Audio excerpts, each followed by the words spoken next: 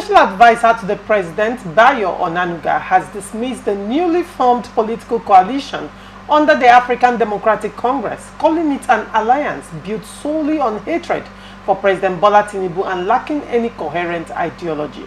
Reacting via a post on his X handle, Onanuga said the coalition, unveiled on Wednesday and featuring prominent figures like Atiku Abubakar, Peter Obi, Rotimi Amechi and Nasser El-Rufai, is made up of political desperados driven by personal ambition rather than national interest.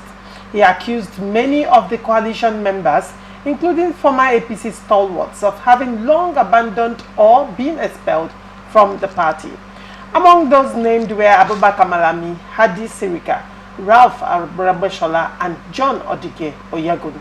Onanuga warned that the group's only uniting factor is their opposition to Tinubu, not a shared vision for Nigerians' future. Such a party will only set us back by decades, he said, adding that their personal ambitions will soon cause the coalition to unravel. He urged Nigerians to remain cautious and not be misled by any political rebranding aimed at seizing power without offering credible solutions. Now, one thing that Onanuga said that stood out in this statement, he said that their personal ambitions will be the undoing of the coalition. Do you agree with that statement? When you sent this thing, I went through it. I disagreed in some part. All right. In some part, politics is all about ambition. Okay. I've always said this. Nobody came into politics that doesn't have ambition.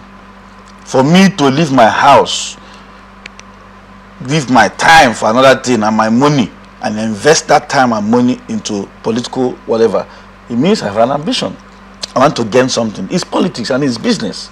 And so politics is triggered or driven by interest. Every of these politicians, including those in my own party today, they all have ambition, they all have interest. Who would you give sugar in his mouth that will not lick that sugar? None. The question is, does these people mean what they are saying? Can they call the shot? That's the question. And the answer is no. Why do you say no? Why I say no is that none of these names here they have mentioned that is new to Nigerians. None. None of them had stayed less than 20 years in political office in Nigeria. None of them. They've spent more than 24 years, 30 years. Even before independence, some of them have been in power. People like the man they use as their chairman now, the former Senate President. David Mark. He has been governor in the old Niger State. He has been governor. He has been minister. He has held several positions even before the 1999. He has been speaker, Senate President for 8 unbroken years. And so they couldn't make any change. Rotimi Amechi has been speaker for 8 years. He has been governor for 8 years. He has been minister for 8 years, unbroken. And they've not made a change. Rauf Arabashola was a radio repairer or something like that. I was picked by this same president, Bola Tinubu. He became a minister, a commissioner in Lagos State. From being a commissioner, I appointed him a minister. He nominated him rather as a minister. And throughout his period as a minister, what we only hearing about him was public holiday and public holiday. There was no new invention, no idea. Who amongst them? Is it El-Rufai? Is it Obi? People thought any new thing would have come out of him. Rather than even doing anything, he just collected people's money, couldn't invest his own money. Or Atiku. So there is no new idea, no new person there. But where I am not against them is forming a coalition, which is what politicians do. We did that in 2013. Okay, so they are right, they can form their coalition. But with them win an election, it will be impossible. Why do you say it's impossible? Very impossible because people have tested all these people. And they have been running elections before now. Like I said, if people had time, we have taken them one after the other. These persons cannot win elections in their unit. I want to understand your analysis. Good. Start from Atiku. Let me begin from Atiku. Go ahead. Atiku from his state, Adamawa State, is one man you and I know that doesn't have any stronghold in his own state. In fact, as it is today, the governor has even removed the title he has been bragging with all these years. He no longer has that title. Now, they say charity begins at home. For his home alone, the war has started against him in his own home. Did he lose in his state in 2023? I think he won his state, but he lost his local government. He lost his unit. So how they won, he said, I don't know. Okay, so that is to tell you this kind of politicians. Now, call the second name. You call that Peter Obi. Peter Obi, of course, you and I know that Peter Obi cannot win election as it is today in Anambra State. His governor had told him, in fact, you know, he's a renowned financial expert. When he became governor, he had to look into the books of the state and said how much amount of money Peter Obi made away from the state, which was covered by his predecessor until they started having problem. The man said he couldn't even go in detail. But this man has gone in detail to tell us how much this man made away from the coffers of the state. Peter Obi, have you heard Peter Obi any day talking anything? He made reference to Anambra State? Because it has nothing to show in Anambra State apart from education, which he tried. Tell me infrastructure, nothing happened in Anambra State. In fact, the one thing I have always held him against is that he couldn't conduct a local government election for 8 years. And so he was collecting all the monies coming from fair allocation for the local government areas to his personal pocket. That's an allegation. It could be, okay, allegedly. But when you go to trace what I have said, you notice that what I'm saying is the truth.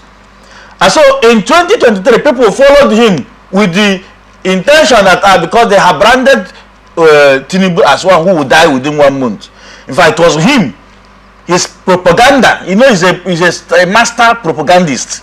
So he had to bring different pictures from either it was AI where he bought these pictures, showing that no, he's a master. He will not be the one who will say it now. He is contesting election. He's the leader. Whatever your people does as you are the leader, is you who ask them to do. You set up those committees. You brought those persons you think that has the expertise to do those things. You brought them and commissioned them to do it. And so they were showing pampers and all that with the irregular figures he was brandishing. And Nigeria felt, okay, this was the man. But when this man assumed office, we noticed that he was not sick as he has been reported.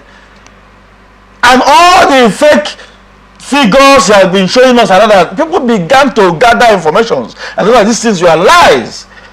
And so all those kind of propagandas he used in 2023 may not be there again to use. And so he is out of the game. Let me help you and bring Rotimi Amechi. Rotimi Amechi, you heard Yesomuke talk about how he was made governor. Those who made him governor. He said so. Himself, Magnus Abe, and few others. And so they stood by him. In fact, in 2011, when Rotimi Amechi wanted to go for second term, I was in that campaign committee. Yesomuke showed the whole world that he was a professional in politics. He was his campaign director general. Each local government we went to, Yesomuke can stand on the podium and call over 200 names, their communities, their wards, without a paper.